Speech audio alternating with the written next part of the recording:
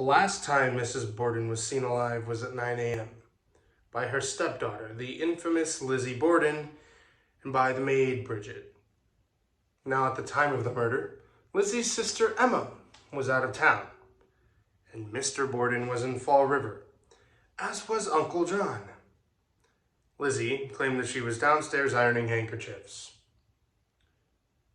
Mrs. Borden was killed in the exact same room that Uncle John had slept in the night before. This has become one of the most requested overnight stays in the infamous Lizzie Borden Axe Murder House and Museum. The John Morse Room, also known as the Murder Room.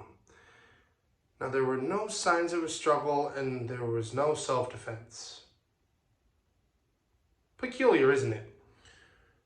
Now, the evidence is unclear on whether she was facing her attacker and didn't fight back or couldn't, if she was standing or kneeling, but what we do know is where the wounds were.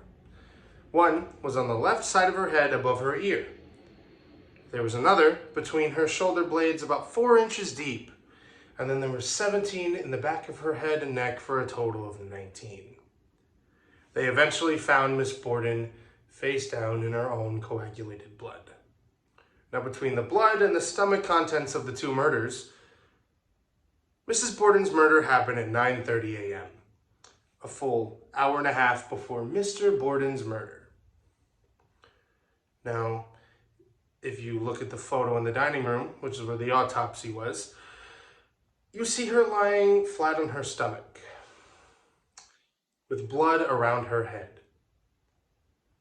And you can see the camera in the mirror that took the photo. Did you know that the Lizzie Borden crime scene photos were the first crime scene photos taken in the United States of America? How's that for a morbid fun fact?